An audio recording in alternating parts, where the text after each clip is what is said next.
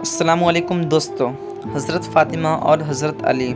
ایک روز صبح کے وقت سیدہ طیبہ طاہرہ حضرت فاطمہ رضی اللہ تعالی عنہ اپنے گھر کے کاموں میں لگی ہوئی تھیں کہ اچانک حضرت علی آ گئے اور آتے ہی کہا کہ لگتا ہے میری فاطمہ کی طبیعت ٹھیک ہو گئی ہے جو اس طرح گھر کے سارے کام کر رہی ہے۔ حضرت فاطمہ نے کہا، ہاں میں نے سارے کام کر دیے، کپڑے بھی دھل دیے، بس آپ کا امامہ رہ گیا ہے، اگر ہو سکے تو یہ امامہ دے دیں، میں اسے بھی اپنے ہاتھوں سے دھل دوں۔ حضرت علی نے وہ امامہ شریف بھی اتار کر دے دیے۔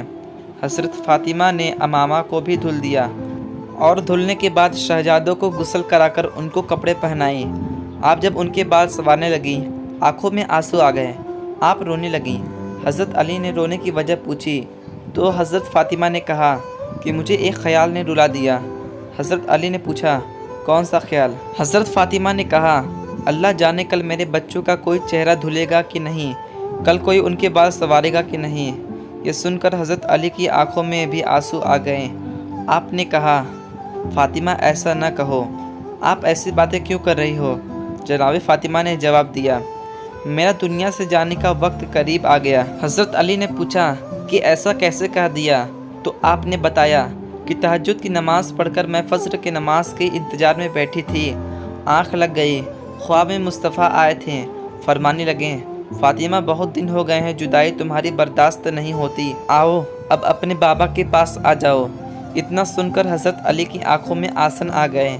حضرت فاطمہ نے شہزادوں کو تیار کر کہا کہ شہزادوں جاؤ مصطفیٰ کی مزار پر میرا سلام پیش کراؤ۔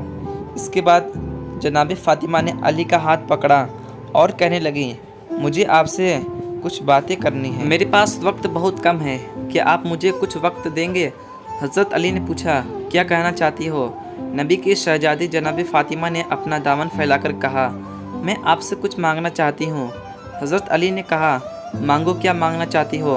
فاطمہ نے کہا، حضرت اگر زندگی میں کچھ خطا ہوئی ہو تو معاف کر دینا۔ حضرت علی نے کہا، فاطمہ کس طرح کی بات کر رہی ہو؟ تم نے پوری زندگی صبر کے ساتھ گزار دی۔ حضرت فاطمہ نے کہا، ہو سکتا ہے آپ نے مجھے کچھ حکم دیا ہو اور مجھ سے تاخیر ہو گئی ہو تو مجھے معاف کر دیا جائے۔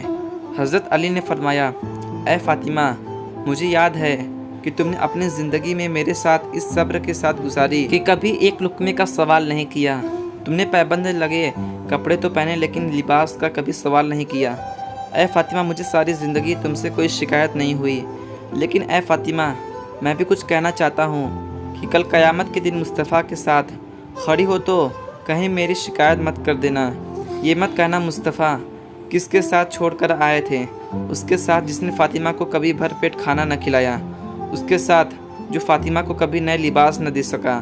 یہ سن کر حضرت فاطمہ کی چیخ نکلتی ہے، آپ فرماتی ہیں، علی ایسی باتیں نہ کریں۔ پھر حضرت فاطمہ نے کہا، علی میں ایک اور بات کہنا چاہتی ہوں، میرے انتقال کے بعد تم جس سے چاہو نکاح کر لینا، میں تمہیں آزاد کرتی ہوں، لیکن یاد رکھنا مہینے میں کم سے کم 2 دن میرے بچوں کو دے دیا کرنا تاکہ انہیں ماں کی جدائی رلا نہ سکے۔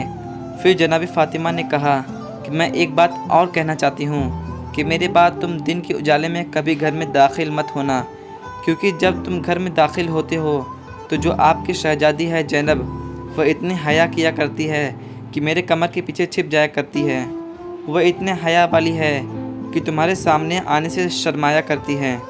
آپ نے آگے کہا کہ اے علی، میرے بعد تم دن کے اجالے میں گھر میں آؤ گے تو پھر میری بیٹی کس کے پیچھے چھپے گی؟ وہ تو حیا سے پانی پانی ہو جائے گی۔ ادھر شہزادے حضور کے روضے پہ ایک نورانی چہرہ سامنے آیا اور کہا کہ بچوں اپنے گھر کو جاؤ کیونکہ ماں کچھ دیر کی مہمان ہے۔ بچوں نے پوچھا، آپ کون ہو؟ تو انہوں نے کہا کہ مجھے ابراہیم خلیل اللہ کہا جاتا ہے۔ بچوں نے کہا، صرف یہی بتانے آئے تھے؟ اس نورانی چہرے نے کہا، صرف میں نہیں بلکہ سارے انبیاء، خود مصطفیٰ تمہاری والدہ کی روح کی استقبال کے لیے مدینہ آئے ہوئے ہیں۔ یہ سن کر بچوں نے دوڑ لگا دی اور جا کر ماں کے قدموں سے لپٹ گئے۔ دوستو، اگر ویڈیو پسند آئی ہو تو ویڈیو کو لائک کریں اور ایسی ہی ویڈیو کے لیے ہمارے چینل کو سبسکرائب کر لیں۔